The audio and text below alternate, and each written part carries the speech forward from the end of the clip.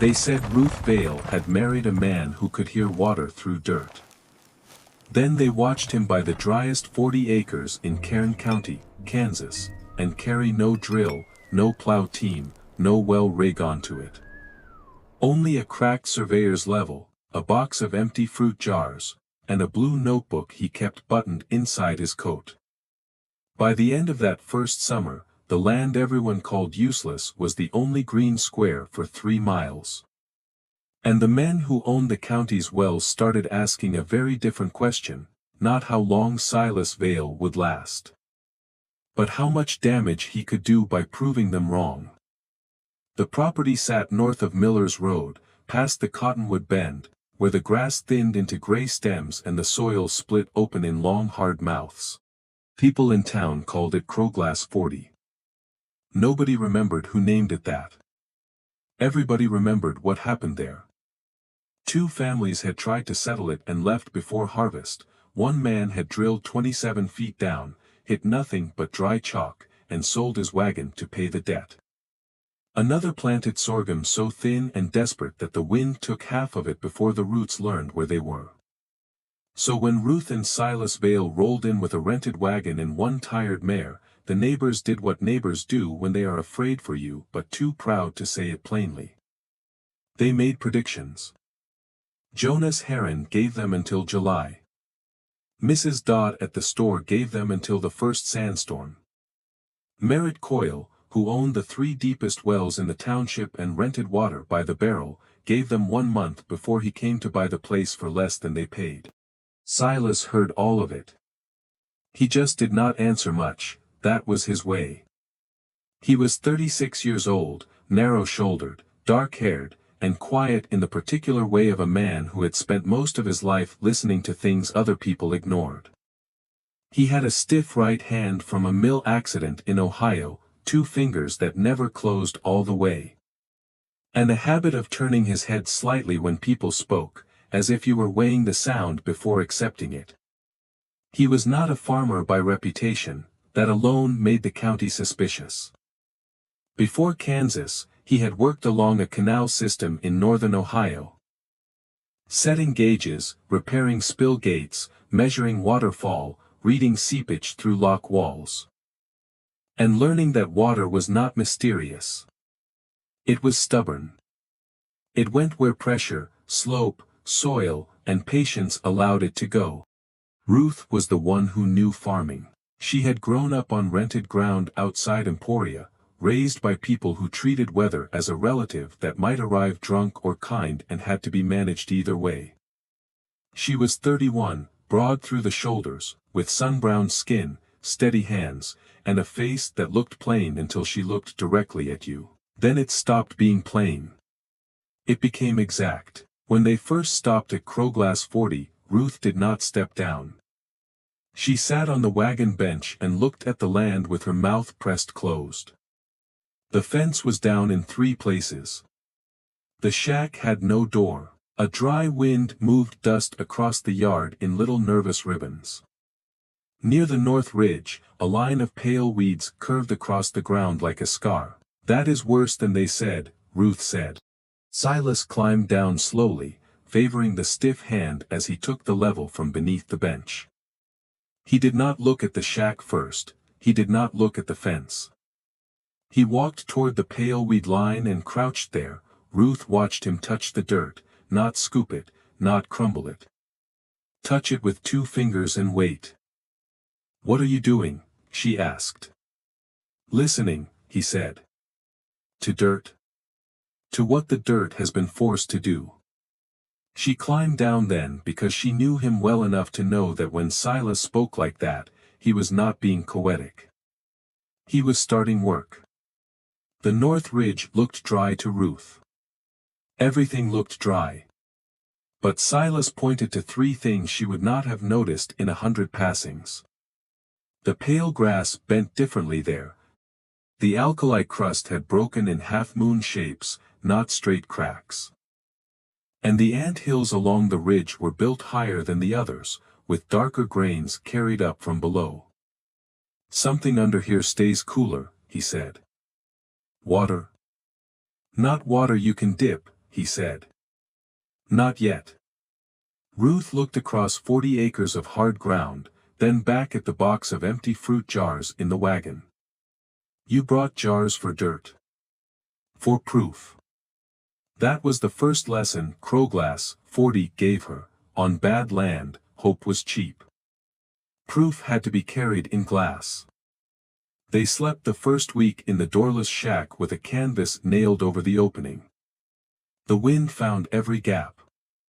Dust settled into their coffee, their blankets, their hair, and the seams of Silas's notebook.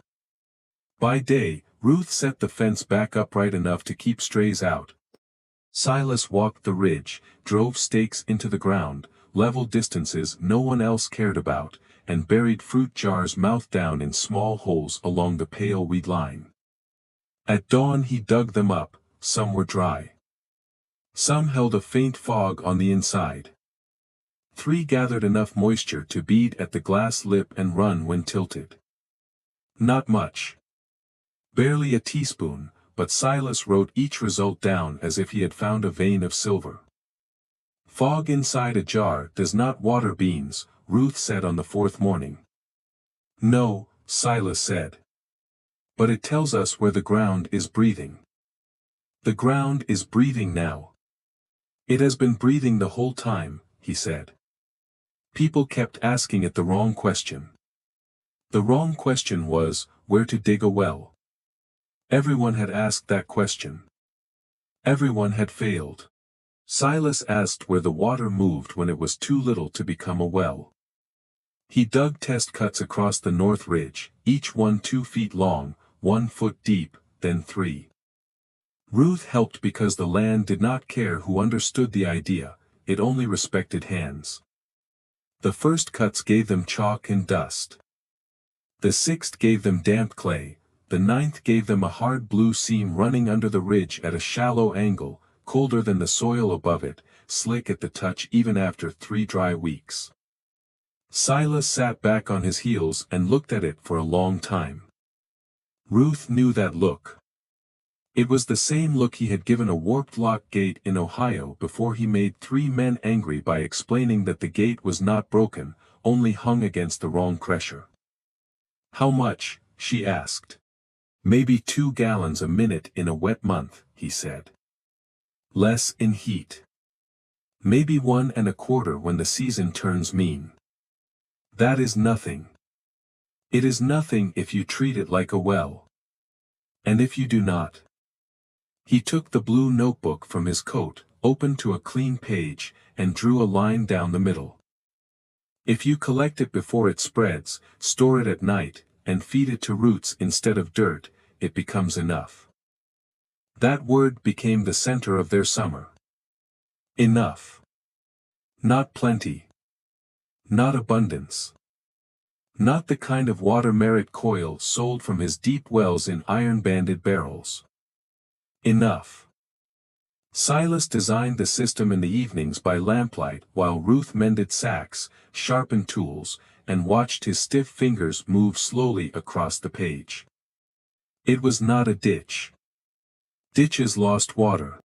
It was not a flume, the wind would chew it apart. He called it a collector line, a narrow trench cut along the blue clay seam, packed with flat stone and broken tile so the seep could gather without filling the trench with silt.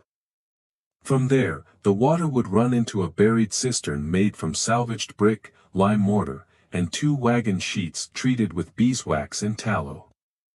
From the cistern, he would draw the water through shallow delivery lines laid under the surface, with strips of old muslin twisted into wicks and buried near the plant rows. Wicks, Ruth said. Silas looked up. You do not like wicks. I do not know yet, she said. I am deciding whether to respect them. He almost smiled. The roots only need moisture where the roots are. If we wet the surface, the sun takes it. If we wet the whole row, the soil takes it.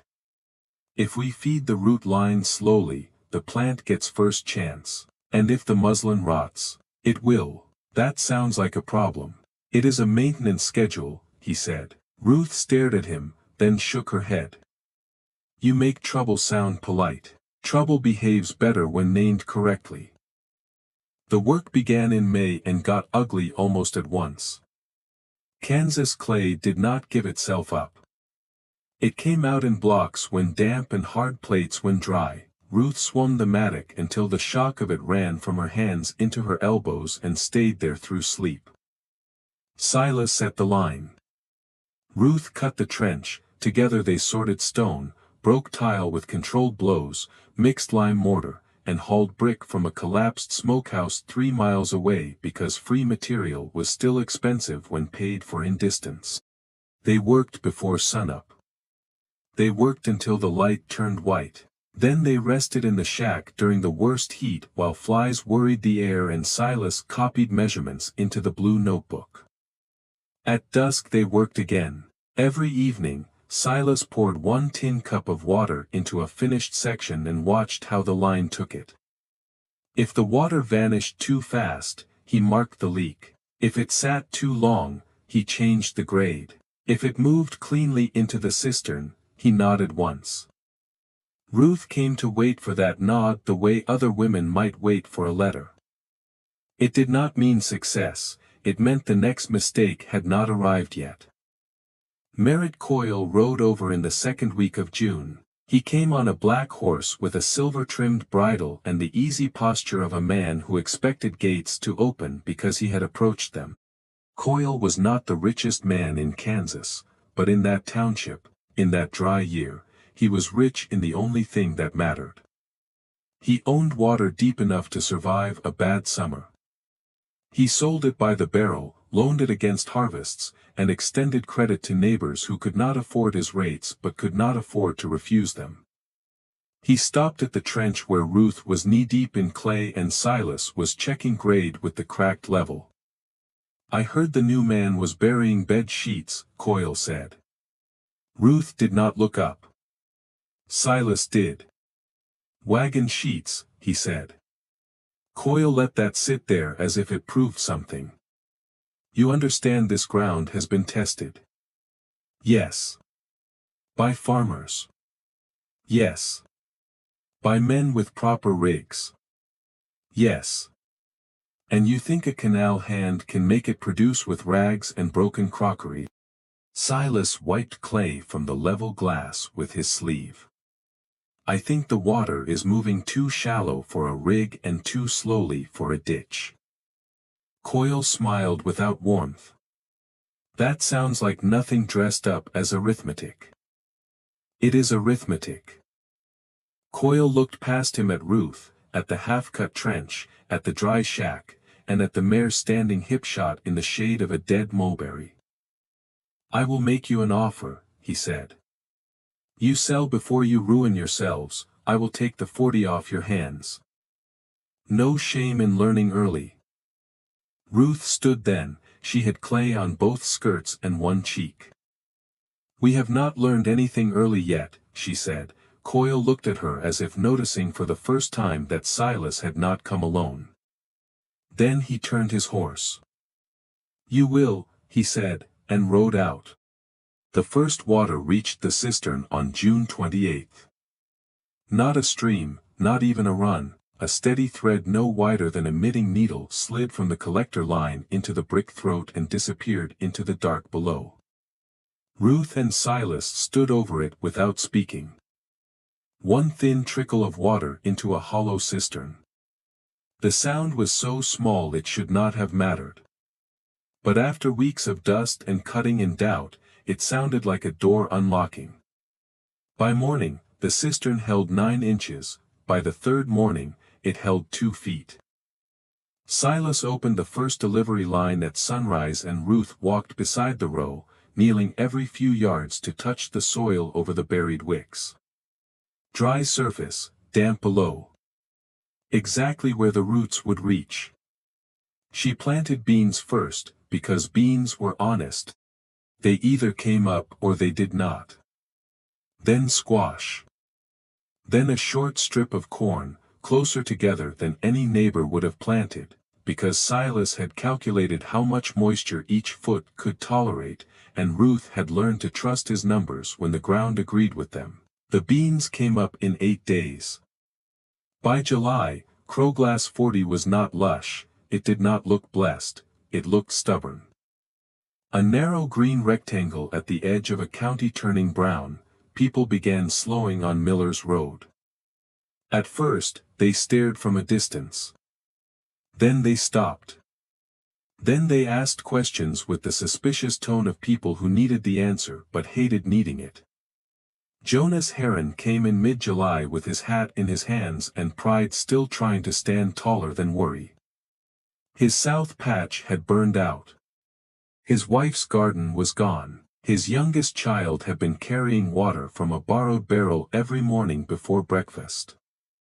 "How much water does this take?" Jonas asked. "Less than you think," Silas said. He showed him the cistern, the buried line, the muslin wicks, the flow marks scratched inside the brick throat. Jonas crouched and touched the row where a bean plant stood green over dry-looking ground. "It does not make sense," Jonas said. "It makes sense below the surface." Jonas looked toward the road, then lowered his voice. "Coyle is telling people you found a hidden supply. We found a shallow seep. He says if it can green land in this heat, it must be connected to the underflow that feeds the township wells. It is not." "You can prove that." Silas tapped the blue notebook. "I have been proving it since April." Jonas looked at the notebook as if it were a tool he had not yet decided was useful. "Paper does not always beat money," he said. "No," Ruth said from behind them, "but money hates paper when the paper is right." The first letter arrived 8 days later. It came folded in an envelope heavy enough to make itself important. Coyle had hired a lawyer in Abilene who wrote that the Vales were unlawfully intercepting a shared subsurface watercourse. The letter claimed their collector line diverted water that would otherwise contribute to wells and natural drainage east of the property. It demanded removal of the system within 30 days. It threatened the township board complaint. Ruth read it once. Silas read it twice. Then he set it on the table beside his notebook. "He does not need the claim to be true," Silas said. "He needs it to be expensive." Ruth looked out the open doorway at the rows where the beans had begun to flower. "Then we become expensive in the other direction." That meant records. More records than Silas already kept. They measured the cistern level at dawn, noon, and dusk. They marked every rainfall, even those too small to wet the dust. They took soil samples from the ridge, the south flat, the dry creek bed near Coyle's property, and Jonas Heron's burned-out patch. Silas labeled jars with dates and depths. Ruth copied the labels in a second book because she trusted paper more when there was another piece of paper agreeing with it. They mapped the blue clay seam. They marked its angle. They measured the collector output before and after the delivery lines opened. The flow did not increase when they watered crops, it rose only after cool nights and brief rains. That mattered. If their system were pulling from a shared underflow, the output would respond like a tapped vein. It did not. It behaved like a shallow, perched seep, caught above a hard clay shelf. Small. Local. Finite. Enough. Coyle responded, not with evidence, but with neighbors. By August, he had begun offering water credit to families who would sign a statement saying the Vale system had harmed their wells. Some signed. Some did not. Most hesitated, in the miserable space between truth and hunger. A hungry man may know a statement is false, and still see flour behind the ink. Ruth understood that. She hated it anyway. One afternoon, Alma Rusk came to the property with her teenage son, and an anger too tired to hold its shape. Alma's husband had died the winter before. Her well had gone brackish in June.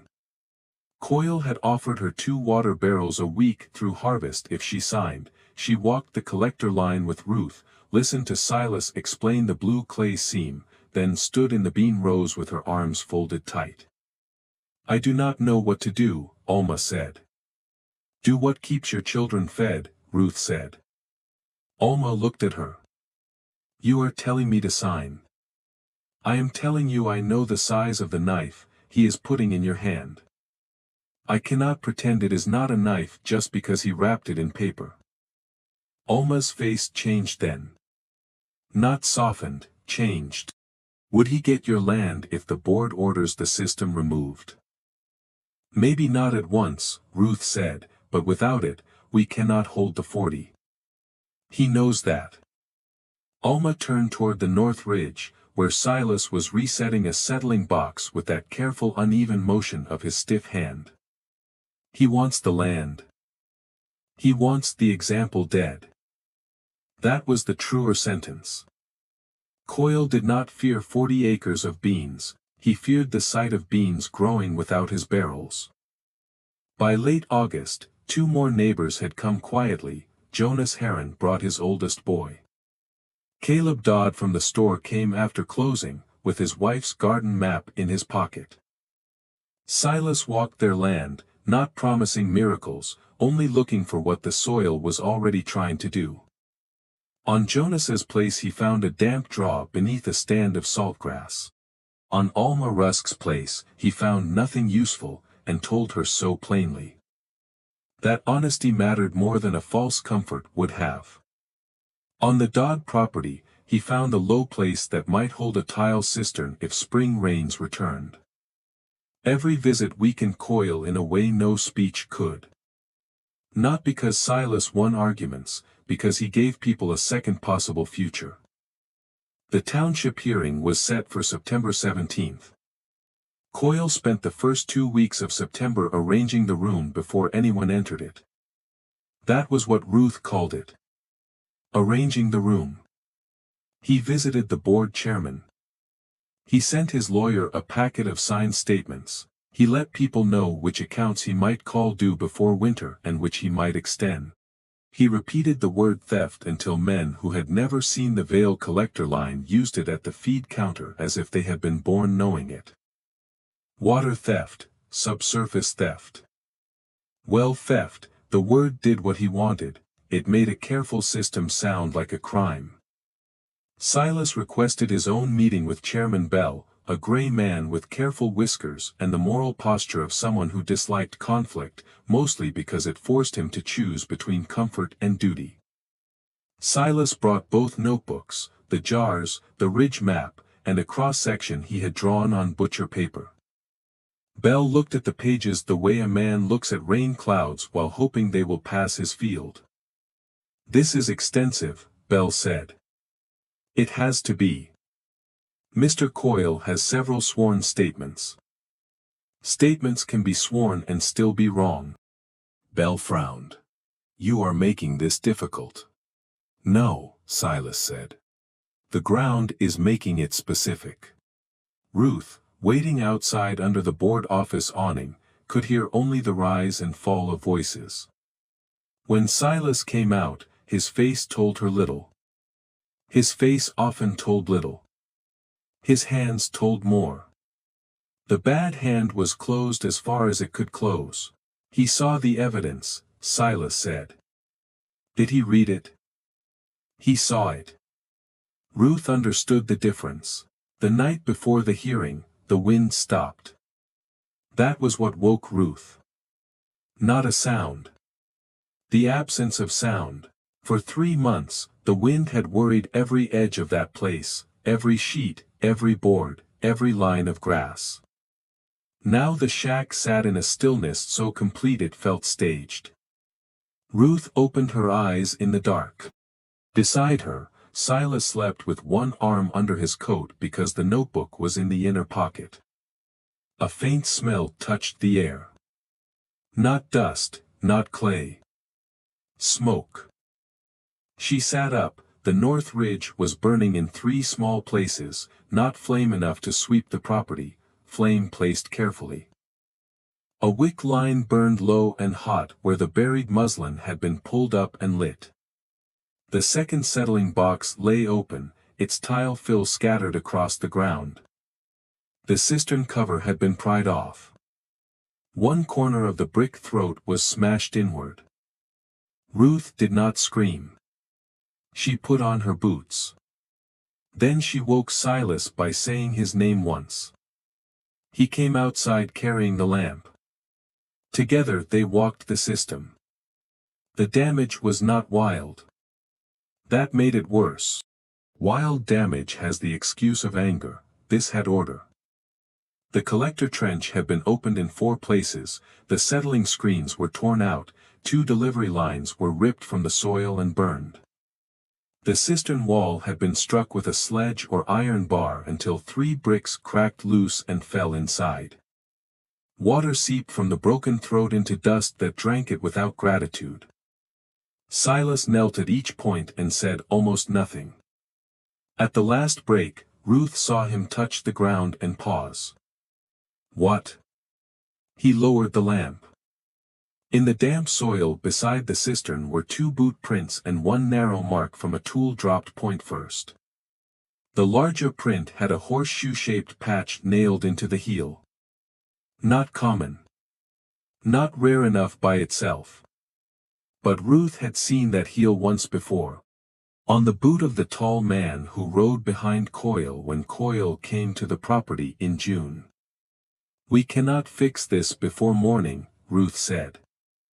"No. We cannot show it working." "No." He was still looking at the print. Ruth felt the anger rise so sharply it steadied her. "Then we show why it stopped." They worked until sunrise. Not repairing. Recording. Silas drew every break. Ruth measured distance from stake to stake.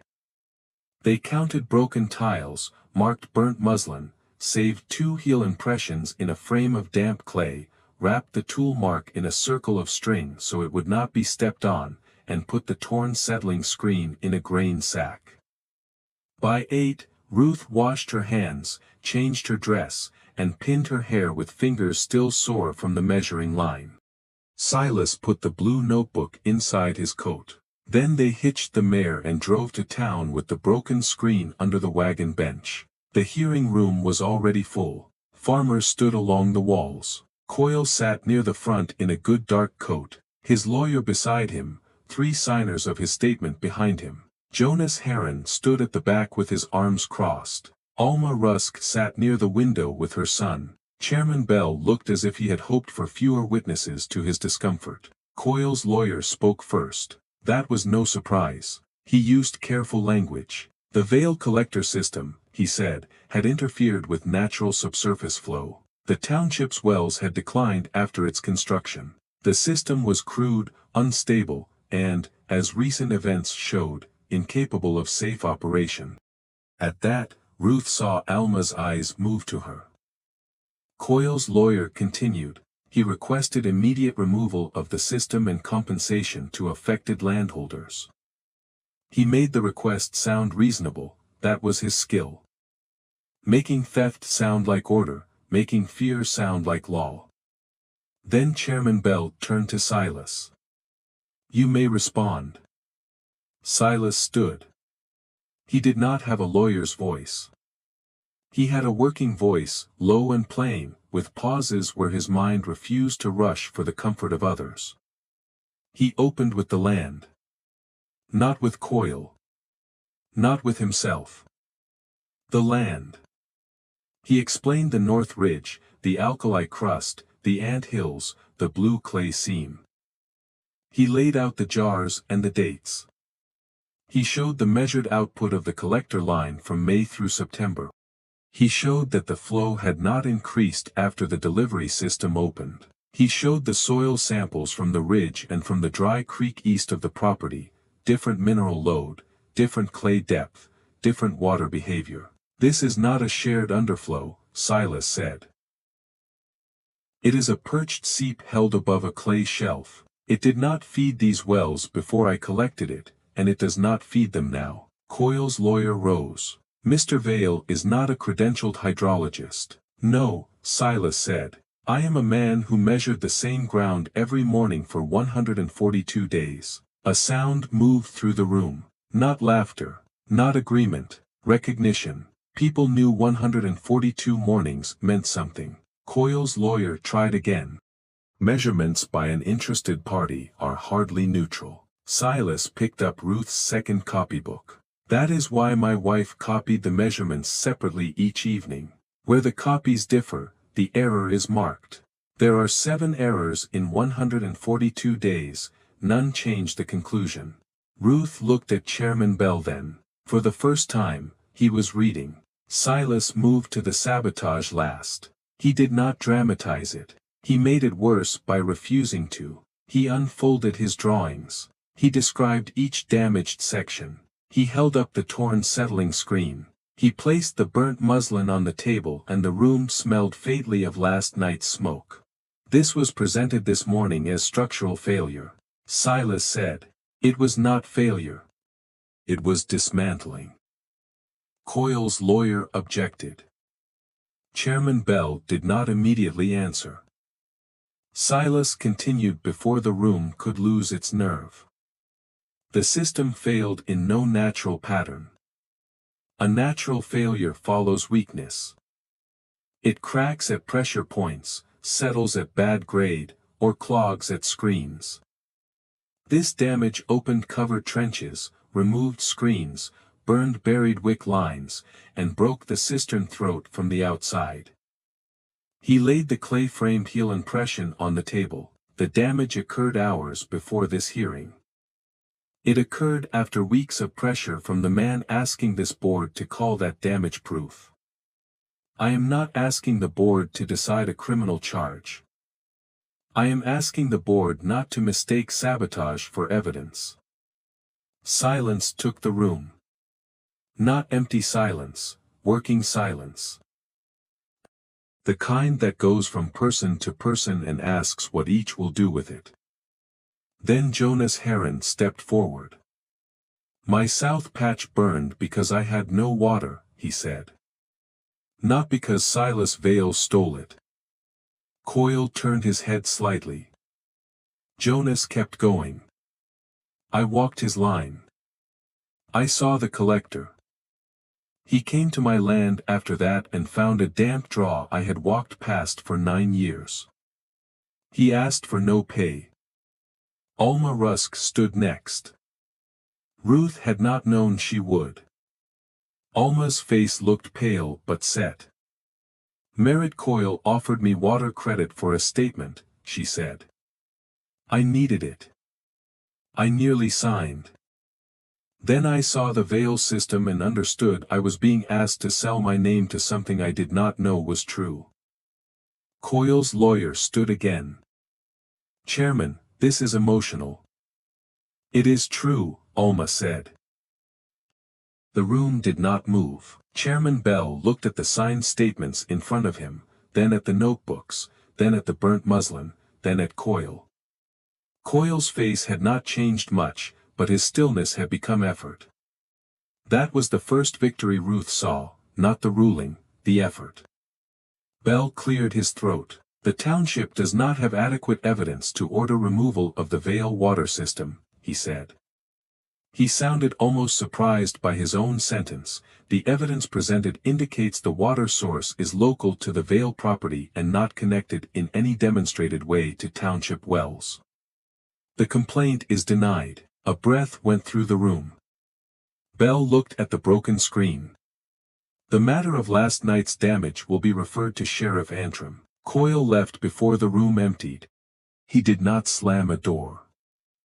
Men like Coyle rarely grant others the satisfaction of visible anger. He gathered his papers, spoke once to his lawyer, and walked out beneath the full weight of everyone not quite looking at him. The sheriff came to Crowglass 40 the next morning. He was a square, slow man who believed most lies became easier to see if you did not hurry them. He examined the heel impression. He looked at the broken cistern throat. He took the tool mark measurement. Then he rode to Coyle's place. 2 weeks later, one of Coyle's hired men left the county, the other stayed and talked. What came of it was not a grand punishment. Stories like this rarely give grand punishments to men who have practiced avoiding them. Coyle paid restitution through a settlement that admitted damage without using the word guilt. His lawyer made sure of that, but the county record held the payment, and the county memory held the rest. Silas used the money to rebuild. Better this time. He replaced salvaged brick with fired tile. He set a stone throat around the cistern. He changed the screen design so it could be cleaned without opening the whole box. Ruth replaced muslin with braided hemp, slower to rot, and easier to change by section. That part was her idea. Silas studied it for a full minute when she showed him. Then he said, "That is better." From him, that was praise enough. By the next spring, the collector line ran cleaner than before. The beans came up, then squash, then corn, then a half row of onions. Ruth planted just because she wanted something in that ground that had not been calculated to the inch. Crowglass 40 did not become a paradise. It became a working farm. That was harder, that was better. Jonas Heron built a small collector on his damp draw and saved his lower garden. Caleb Dodd ordered tile for the low place behind the store, and, by the following May, was watering a patch of potatoes no one had expected to see.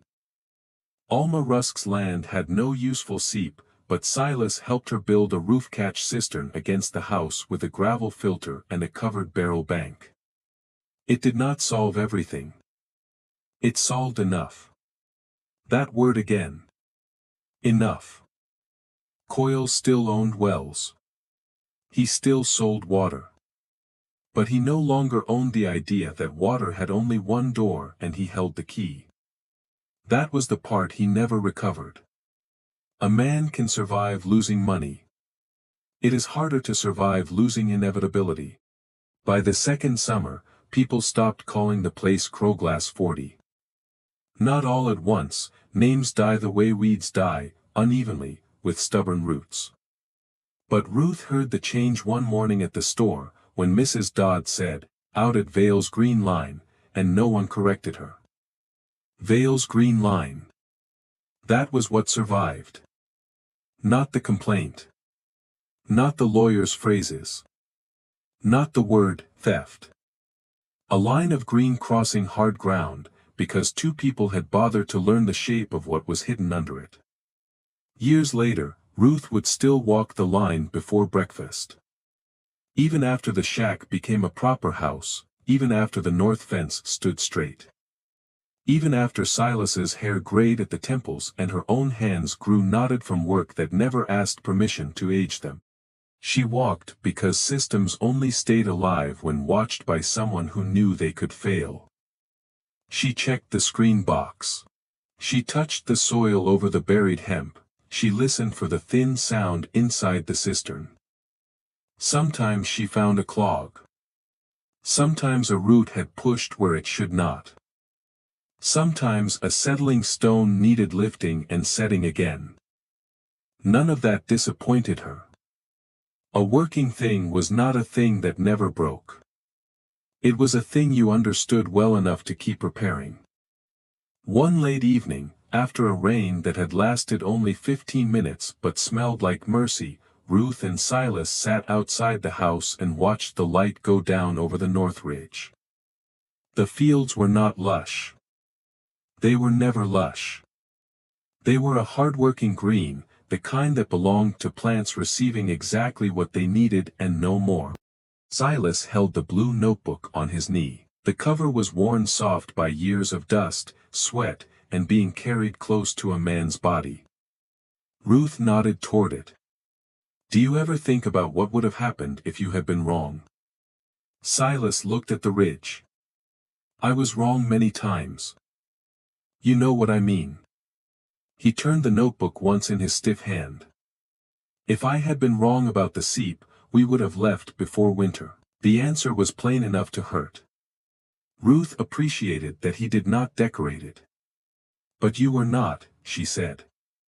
"No. How did you know?" He was quiet for a while. The first stars came out over the flat western dark. At last, he said. I did not know all at once. I knew one small, true thing. Then another. Then another. After enough true things, the land had fewer places to hide. Ruth thought about Merritt Coyle and his wells, his lawyer, his signed statements, his hired men, his confidence that pressure could make truth bend. Pressure had moved many things in that county. It had moved accounts, it had moved neighbors, it had moved fear. But it had not moved the blue clay seam. It had not changed the way water traveled under the ridge. It had not turned a smashed cistern into a failed one. That was the gift hard ground gave, if it gave anything. It refused to be impressed. Ruth reached down and touched the soil beside the step. Still warm from the day. Still carrying, somewhere below, the slow, hidden movement of water no one had believed in until it was measured, caught, and guided into life. The land had not needed a stronger hand. It had needed someone patient enough to notice where it was already trying to live.